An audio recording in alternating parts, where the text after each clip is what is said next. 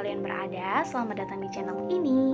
Mungkin beberapa dari kalian ada yang belum kenal sama aku atau baru pertama kali lihat aku. Salam kenal ya, nama aku Nina. Video kali ini aku akan membahas tentang satu fenomena alam yang unik dan menarik yang terjadi di kota kelahiran aku. Bisa tebak nggak nih kalian kota kelahiran aku itu di mana? Cluenya, dia adalah salah satu kota di Jawa Timur dan sering disebut dengan Madura Swasta.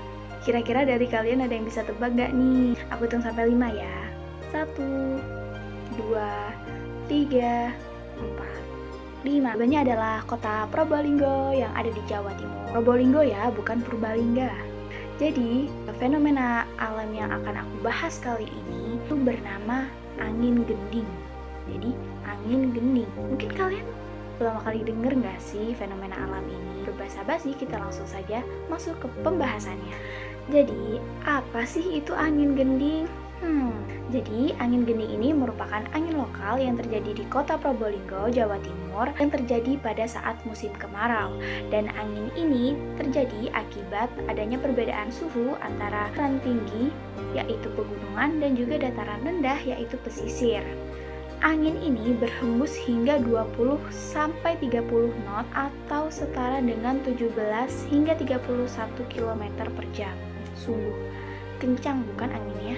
Jadi mengapa namanya angin gending? Gending itu sendiri merupakan sebuah daerah di kota Probolinggo yang menjadi titik pertemuan antara dataran tinggi dan dataran rendah yang dijadikan lokasi yang ideal untuk terjadinya fenomena angin gending ini. Kira-kira kapan sih terjadinya angin gending itu? Seperti yang sudah aku sebutkan tadi, angin gending ini terjadi pada saat musim kemarau. Di Probolinggo sendiri, musim kemarau itu terjadi sekitar bulan Juli hingga bulan September. Otomatis angin gending terjadi pada saat bulan Juli hingga bulan September. Namun, puncaknya itu terjadi pada bulan Agustus, guys. Menurut aku pribadi sebagai warga lokal, lomba Agustusan di daerah aku dengan daerah lainnya itu lebih susah daerahku. Bayangin aja guys, ketika kalian misalnya nih lomba masukkan paku dalam botol, walaupun kita berusaha sekuat apapun, sestrategis apapun buat masukin itu paku ke dalam botol, itu benar-benar susah karena anginnya itu benar-benar nggak ada arahnya gitu loh, kayak set set set, dan pakunya tuh benar-benar nggak aturan gitu berayunnya, sehingga peserta-peserta lomba termasuk aku pasti kesusahan buat masukin itu paku ke dalam botol. Contoh lain lagi, ketika kita lomba makan kerupuk, kita buat nangkep kerupuknya aja itu susah guys, karena angin itu kalau misalnya benar-benar kencang, itu benar-benar si kerupuk itu nggak bisa diem di satu tempat. Nggak, ayunnya itu bukan gini-gini doang, tapi kayak benar-benar sebegitunya guys. Belum lagi itu kerupuk kena debu-debu dari angin itu, nggak bisa bayangin dah. Jadi memang fenomena ini tuh kan terjadi sehingga memberi dampak yang signifikan untuk warga lokal yang ada di daerah Probolinggo. Kira-kira dampaknya apa aja ya? Yuk kita simak pembahasan selanjutnya. Nah, jadi guys, angin gending ini berhembus dengan sifat angin yang panas dan kering. Ingat ya, panas dan kering. Jadi dengan sifat tersebut itu dapat memberikan banyak dampak positif dan negatif kepada warga lokal termasuk saya. Contohnya nih, untuk dampak positifnya, yang pertama adalah memberi sedikit kesejukan ketika pada saat musim kemarau. Jadi kalau misalnya di daerah-daerah lain kan ketika musim kemarau itu benar-benar kering. Sedangkan kalau di daerah aku itu memang panas dan keringan, sedikit terbantu oleh adanya angin karena kita tuh jadi nggak terlalu banyak berkeringat gitu loh. Cuman ya resikonya masuk angin gitu. Jadi ya memang sedikit ngasih kesejukan lah ke kita biar kita nggak berkeringat terlalu banyak. Apalagi ketika malam itu juga ada namanya fenomena bediding. Mungkin aku akan bikin pembahasan di video lain ya. Jadi ada fenomena bediding ketika musim kemarau itu malam sampai pagi itu lebih dingin daripada hari-hari biasanya. Nah, lanjut. Untuk dampak positif yang kedua, yaitu dapat membantu mengurangi kelembapan udara. Jadi ketika contoh ini, kita nyuci baju itu ketika kita jemur, mungkin 1, 2, 3 jam setelahnya, itu mungkin akan langsung kering karena itu tadi, angin gendingnya membawa hawa panas dan hawa kering, sehingga mempermudah kita yang nyuci bajunya manual tanpa mesin pengering, itu jadi cepat kering. Dan juga misal nelayan-nelayan nih, nelayan-nelayan mereka nangkap ikan dan memproduksi ikan kering, mereka bakal terbantu sekali karena ikan-ikan yang mereka tangkap itu akan cepat keringnya, akan cepat mengering sehingga dapat banyak memproduksi ikan-ikan kering itu. Nah, selain dampak yang sudah aku sebutkan tadi, ada juga banyak juga dampak negatifnya guys. Contoh dampak negatif yang pertama yaitu dapat merusak tanaman.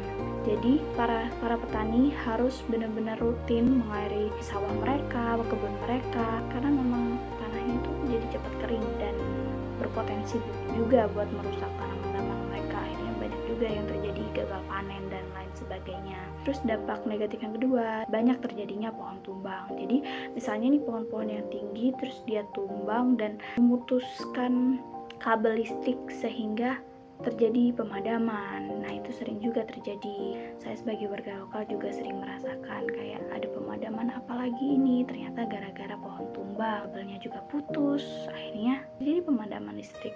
Terus dampak negatif yang ketiga yaitu meningkatkan resiko penyakit pernafasan karena anginnya kan kencang dan mereka itu membawa debu dan itu bisa bikin orang yang punya penyakit ispa atau asma itu mudah untuk ke-trigger gitu. Selain penyakit kayak gitu juga banyak sih, kayak kalau aku sama teman-temanku sering nyebut itu anginnya bawa penyakit gitu, karena angin kencing ini kan juga besar potensinya untuk membuat badan kita tuh masuk angin sehingga kita sering pusing, mual, demam dan lain sebagainya. Dan itu juga sering sih beberapa kali dalam satu waktu itu satu kelas pada banyak yang gak masuk gara-gara apa teman-teman? Gara-gara masuk angin semua, sakit semua.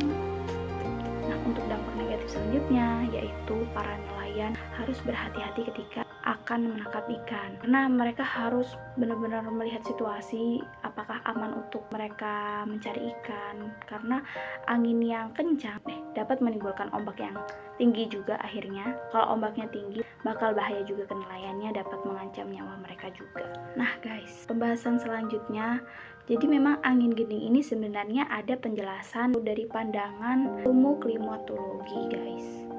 Jadi dalam ilmu klimatologi, angin gending ini termasuk dalam jenis angin geurute, semoga pelafalan ini benar, geurute atau sering disebut angin fon. Angin fon ini sebenarnya juga banyak terjadi di beberapa daerah di Indonesia, walaupun memang tidak seintensif di Kota Probolinggo. Jadi pada saat musim kemarau, angin itu berdominan berhembus dari arah selatan hingga timur. Jika dilihat dari letak topografi, memang Probolinggo ini memiliki daerah pegunungan di bagian selatan atau di bagian Kabupaten Selatan Kota Probolinggo. Jadi ini menurut BMKG ya. Mungkin aku akan tampilkan gambar di sini.